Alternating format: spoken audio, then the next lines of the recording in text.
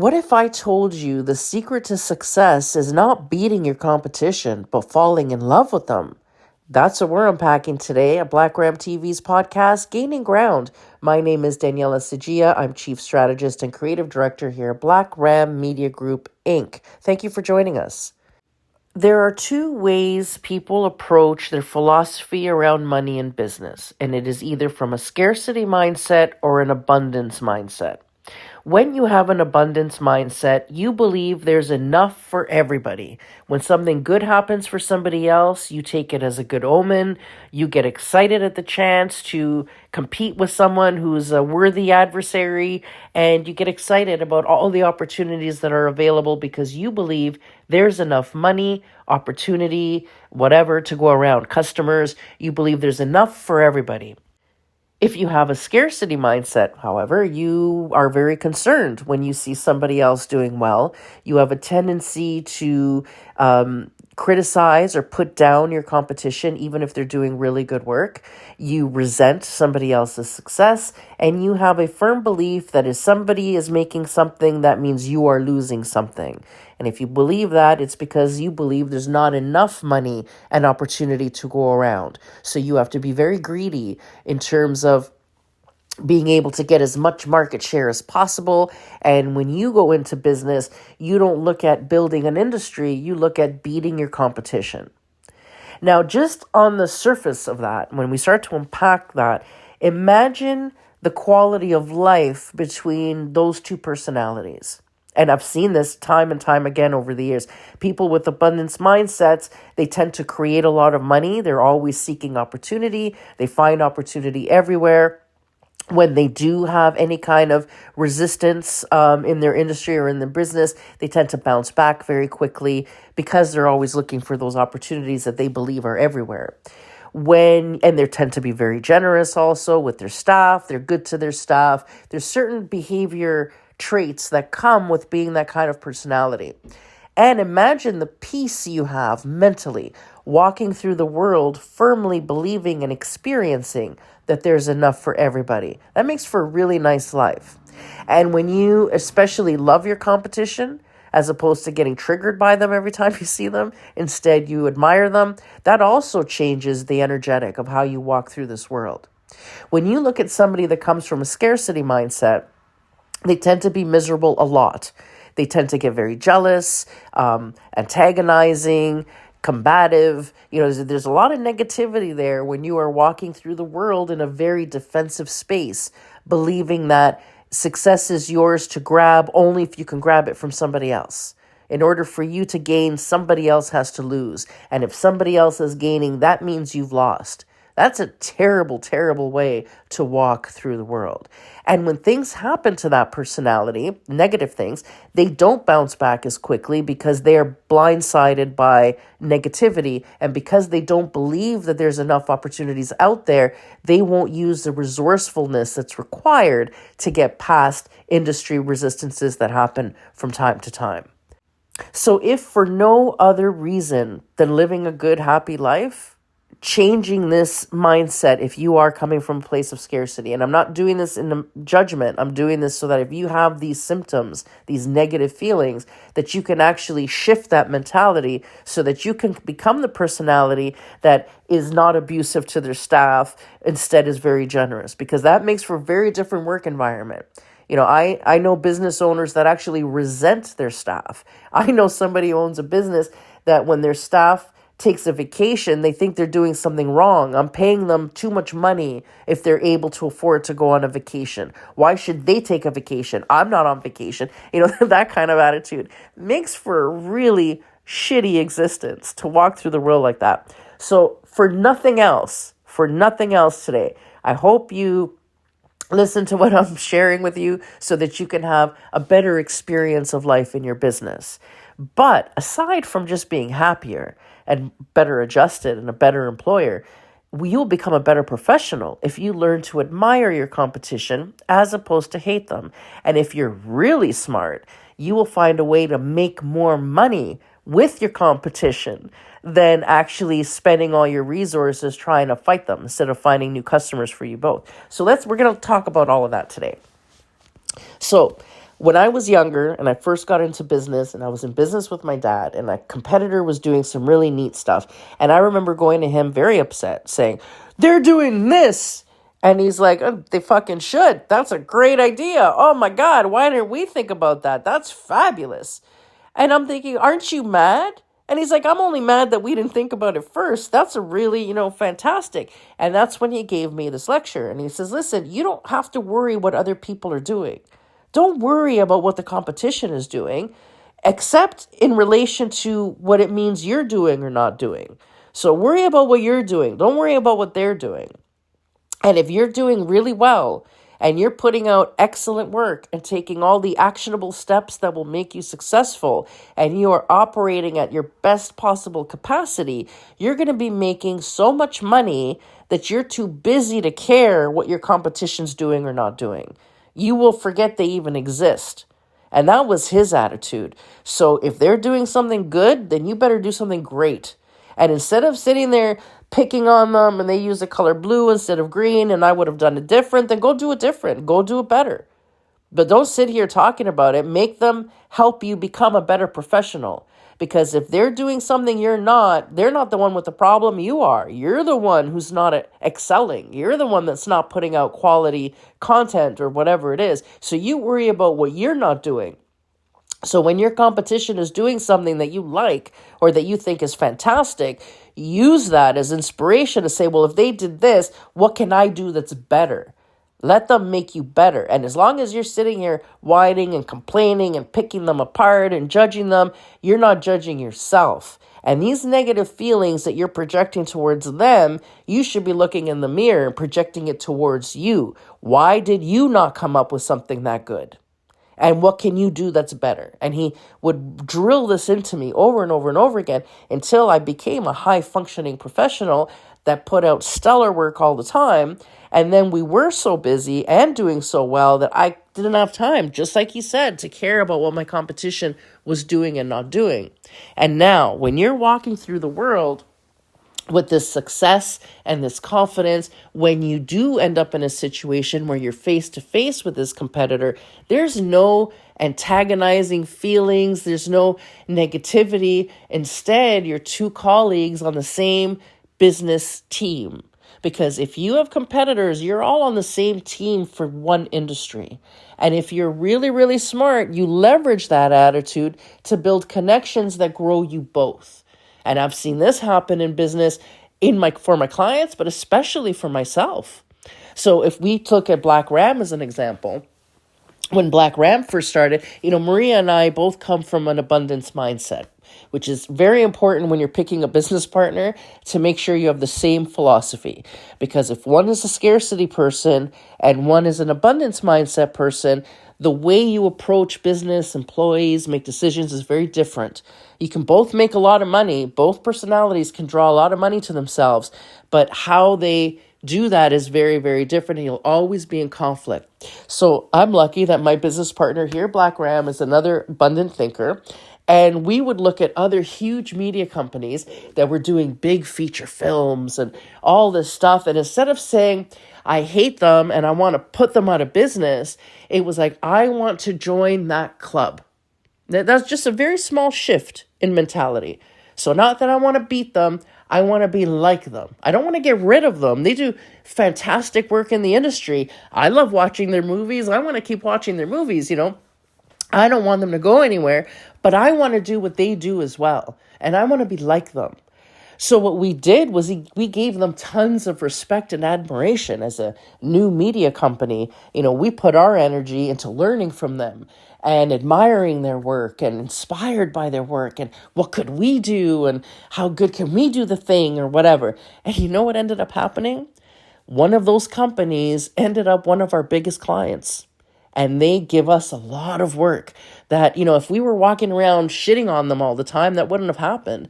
But instead, because they see us as complementary to what they do, as opposed to competitors of what they do, we're able to work together. Black Ram is able to do the stuff they don't have time to do, and they can focus on their core business, and everybody wins. So that turned out to be a fantastic, fantastic thing that Maria and I did just by approaching the leaders in our industry the way we did.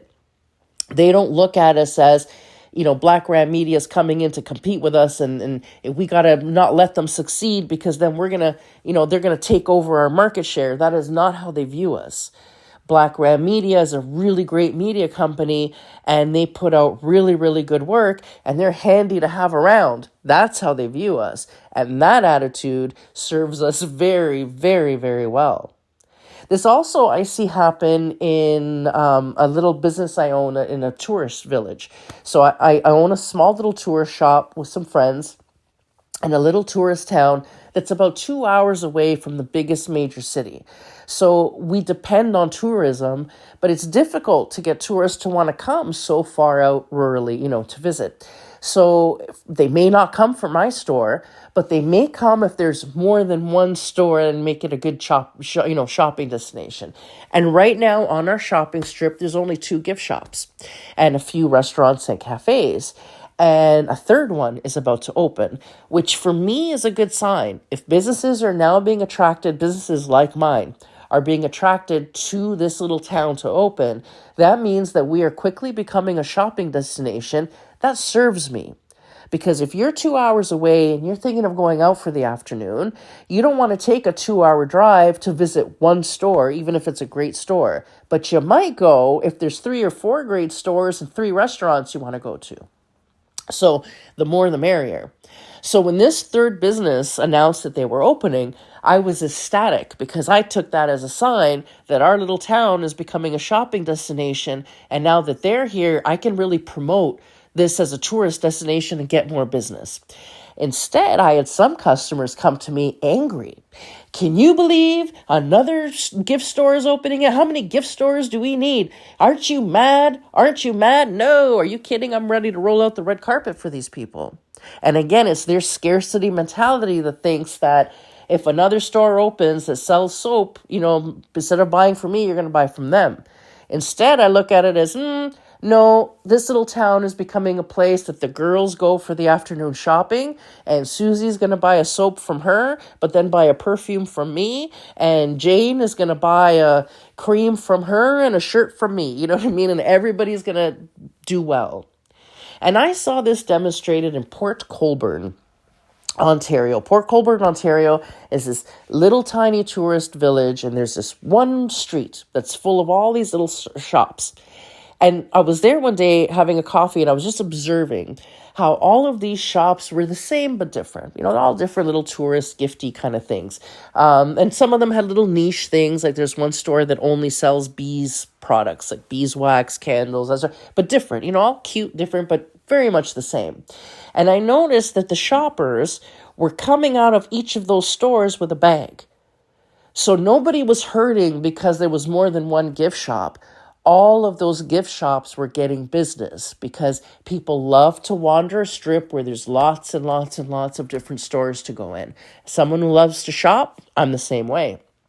So those shops are not all hating on each other because, you sell candles and I sell candles. It's like, no, you sell floral candles. I sell spicy candles, so we're going to, between the two of us, we got candles covered, and everybody can be happy. And besides, again, having a better quality of life, because it's nice when you get along with everybody. It's nice when even the people that should be making you feel negative instead are inspiring you to be better. All of that feels lovely. But it's nice to make more money when you're growing your industries together too. And that cooperation can help you do that. Let's take Niagara-on-the-Lake. They're a perfect example of this.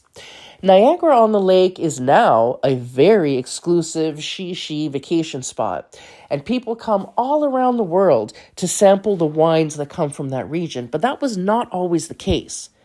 Niagara-on-the-Lake used to be dominated by a few major winery players. And these guys are so big and their output was so huge that they were selling to the LCBOs and, the provincial monopolies. So they're covered right there, and they're shipping all over the world. So they don't rely on foot traffic for business at all. And so back in the day when there was only these 1 or 2 massive wineries, Niagara-on-the-Lake wasn't that much of a tourist spot at all. What they had, though, was these little micro niche artisanal kind of wineries that started to open up, but they all hated each other. And because there was so little foot traffic, because Niagara-on-the-Lake was not a known destination, they would have to fight for every one of those customers to go through their doors. And they did that by maligning each other. So that hopefully, if you talk enough trash and you're the least that's been trashed, maybe it'll come to your winery instead of the other guy. Instead, when more and more of these wineries started to open up, one of them became very resourceful and thought, why are we all hating on each other? Our big problem is that we don't have enough tourists to share, which is why we're being so awfully competitive. So if we increase how many tourists are here, then we won't have to fight amongst each other so much, right?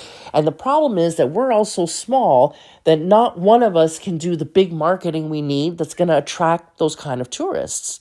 So they thought, but if we pool our resources, we can actually do this thing. And they did. So they got everybody together, and it was very difficult, but they convinced the other smaller wineries to merge their marketing. So they all pooled in some money. They hired a big media firm. And they did a huge campaign about how Niagara-on-the-Lake is a tourist destination for wine lovers, and that there's more wineries here than anywhere else, and put out all these stats. And suddenly, Niagara-on-the-Lake really did become this shishi wine lovers destination, where now people will go there not to go to those big wineries, but because they want to tour all the little ones. And often these little artisanal wineries will do wine tours together. So this way, everybody's making more money together. And now Niagara-on-the-Lake is so busy, and the wine business there has become so huge that everybody's benefiting, everybody's growing. And when you go there and you look at how the wineries work together, there's a lot of love there. There's a lot of niche little micro cooperations, let's say, where they market together, they go on tours together, they go to trade shows together, and by doing that, they're pooling all of their resources and everything gets shared. I have a competitor in one of my little retail store that I own in a tourist town, but they're in a different town. Same kind of shop, but in a completely different city. And they phoned up and they had this wonderful attitude of we're all in it together. And they said, well, you're a small store. I'm a small store. One thing I'm struggling with is meeting the minimums for wholesale orders. But maybe if we order together, since our stores are so far apart in terms of geography, it doesn't matter that we carry the same inventory because we have a totally different set of clientele, but at least, we can actually fill our store a little bit more affordably. That was a brilliant phone call, and it's a partnership we're working on right now. If I had had the attitude of, I have to keep everything to myself and it's all about us and I don't want to talk to anybody else, because everybody's my competitor and they're a gift shop, and I hate them even though they're 3 hours away, that's ridiculous. And it would keep us from leveraging those opportunities when they come. So again, not only does it make your life far more pleasant when you're walking through the world happy, a new business opens up in town, you're thrilled instead of nervous because there's enough for everybody. And if there isn't, then that you can up your game because you've done it 1,000,000 times. Right now, I'm pushing 50. So when I think back on my many years in business, even though I was a late bloomer professionally, I've had many years behind me now. And so many times I've had competitors come where I've had to up my game because they were so damn good and I could kiss their feet. When I have a competitor that shows me up, I am instantly filled of gratitude because you showed me a weakness. Whenever I feel a negative feeling, so if a competition puts out a good commercial, let's say, or whatever, and I feel a little hint of negativity, I pay very close attention to that. And not in a way of this, they made me feel negative. No. Oh, Daniela, you have a vulnerability. If this great commercial doesn't inspire you and instead makes you nervous, where are you slacking off? What aren't you doing good enough? Where could you be better? And there's always an answer. There's always an answer when I get my ego out of the way. And I guarantee if you are able to put yourself in that position where you can, direct all that negativity back at yourself, truly. All the negativity that you've been pushing towards your competitors, put it back on yourself. And give yourself an honest example. Like, am I really up to par? Here I am trashing my competitor. I say their commercial sucks, or their food sucks, or the price is too high, or whatever. Let me stop doing that. Let me turn that back on myself. What am I doing wrong? If what they're doing is making me feel negative, that means I'm doing something subpar. Where could I improve? And I guarantee if you approach your business like that, you will always be improving, always. Your competitors will help you find your weak spots, your blind spots. They'll help you see where you're not being productive, where you're not being profitable. And their mistakes will save you from making mistakes. I'm not saying that your competition is infallible and they never make a mistake. Acknowledge when they do, because it'll help you from making that same mistake. So your competition is there to teach you. It's there to teach you. It's not there for you to beat. It's there to teach you. And if you do a good job, then you will both make money. And if you're making more money than you can spend, as my dad said, what do you care how much somebody else is making? So let's get you to that place. So that's what we're talking about today, and I hope that's helpful to you. And if not, send me an email and tell me I suck. And if it's great, feel free to reach out with your questions or your comments or other things you'd like me to talk on, and I'd be happy to do so. Thank you for joining us today at Black Ram Media Group, Inc. You can find out more at blackrammedia.com. My name is Daniela Sajia. Go get them.